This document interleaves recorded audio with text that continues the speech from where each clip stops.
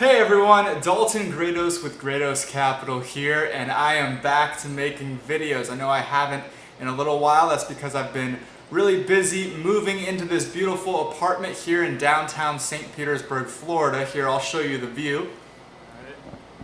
That's beautiful St. Petersburg, Florida. And on top of that, I've also been taking on some work outside of Grados Capital. You know, we always want to have multiple streams of income going, but I have not stopped trading. And I'm going to talk a little bit today about trading this market. And moving forward, you can expect me to be making more videos regularly. Now, I want to make this video very simple for all of the traders out there, maybe some newer traders, about how to trade this market and sort of what I'm looking at when I go to determine my trade idea. And the premise of this video really is simply trade what you see, not what you think. Trade what you see, not what you think. I'll say it a third time because I think it's a very important rule when it comes to trading. Trade what you see, not what you think. And I have learned as I've become a more experienced trader, as I've become more consistent and profitable as a trader, is that I should just think a little less. I have an idea, but ultimately it comes down to watching the price action and what's going on. And I was thinking about what might be a good analogy for this, and what came to mind was boxing. Okay, so even if you've never boxed or fought or done martial arts before, just imagine that you are a boxer and you're boxing somebody, and you know the whole time you're kind of sizing up your opponent, right? Okay, you know, this guy, he moves a little bit like this guy I fought before. He's about the same size. I can kind of anticipate what he's doing. And you're starting to get an idea of, okay, here's how I could probably get him here or whatever.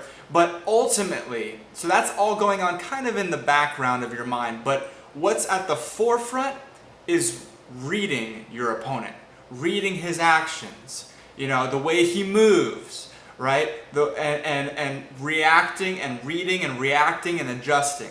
That's exactly what we're doing with trading. And I think that I personally, in a lot of trading groups and online forums and Facebook groups, have seen a lot of people lose money that I felt like if they were just paying attention to the price action and remained objective and were just completely watching the price action as their main indicator, that they probably could have avoided a lot of pitfalls. And so when we look at what the charts are doing and we combine that with a little bit of fundamental analysis of just what's going on in the news, what's the Fed saying, what's the president saying, and then we compare that to the charts, I think, at least for me, it's kind of been hard to screw up lately, at least for me.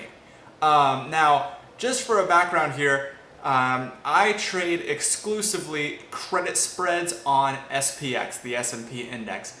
But let me just take you to the charts here and show you exactly sort of what my thought process is when I'm looking at the charts and how I develop trade ideas. So you see here's the chart here for SPX. This is the daily chart.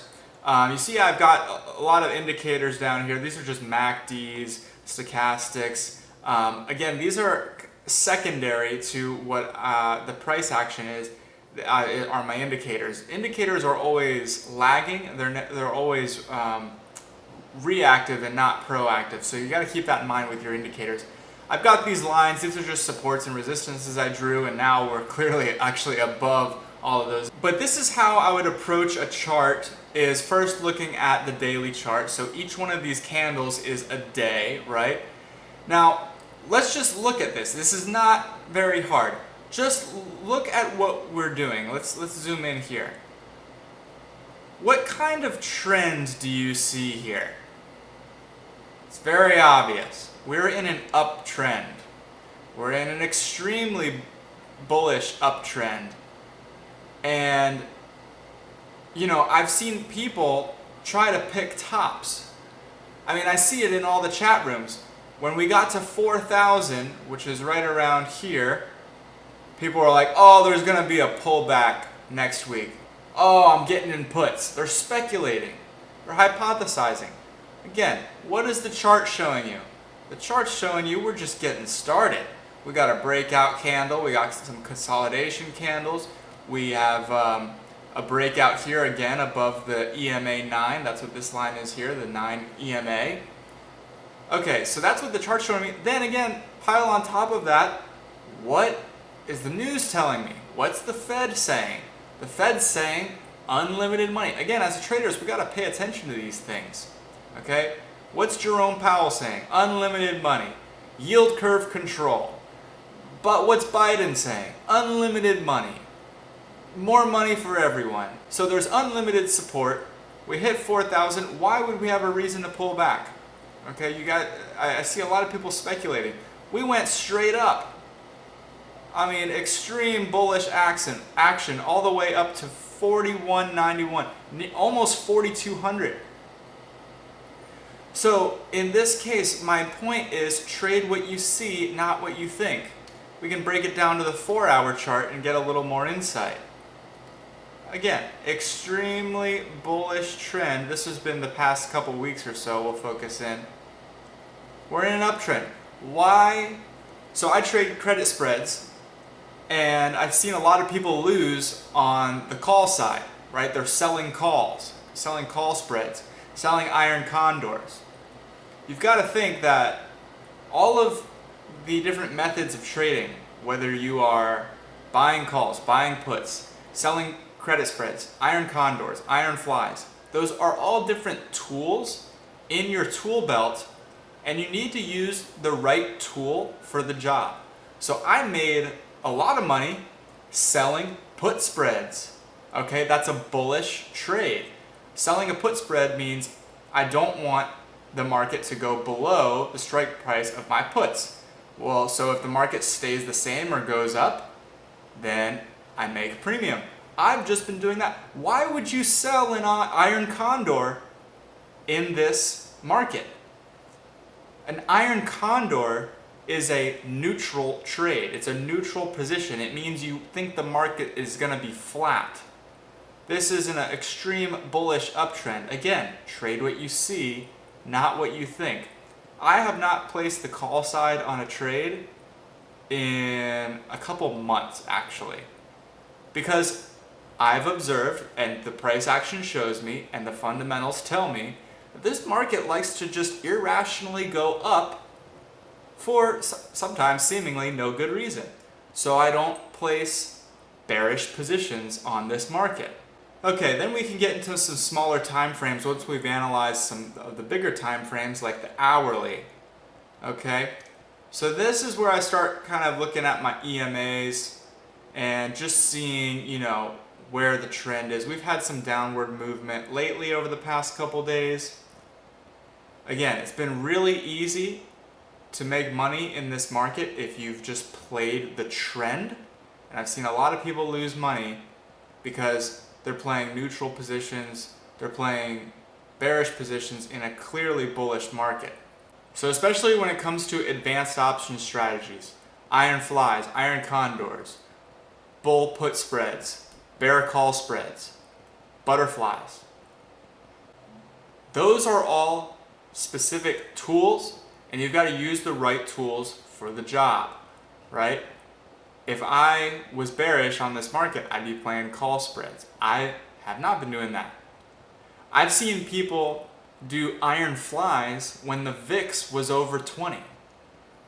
Well, you've got to understand, an iron fly is a great trade, but it's meant for when the market is staying within a very tight range. If the VIX is over 20, then the market is very unlikely to be in a tight range. There's a lot of volatility. That's a low VIX trade, is the iron fly. So I want to wrap up this video kind of how I started, with a little bit more insight. You know, I've noticed a lot of people, specifically in the options trading community, the tasty trade type of community, the type of trades that I put on, are very mechanically minded.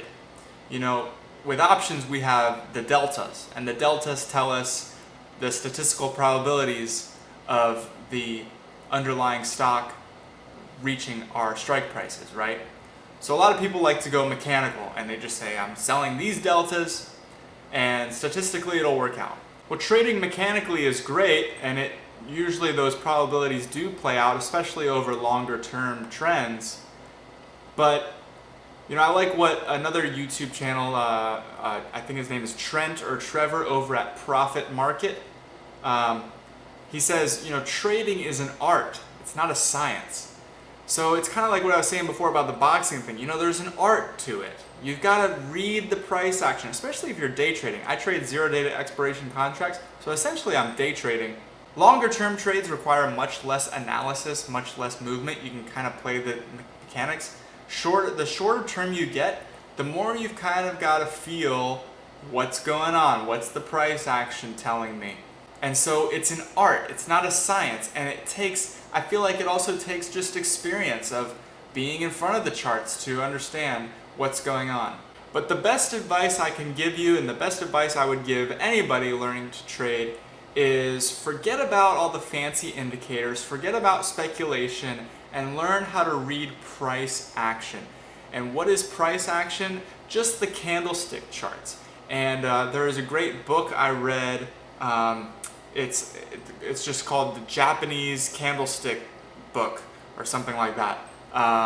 It's just like a 300-page book all about how to read the candlesticks. And the better I get at trading, the more I rely less on indicators and just read what the candles are doing, what the price action, because those candles are telling you what the price is doing in real time. And that's all that matters at the end of the day.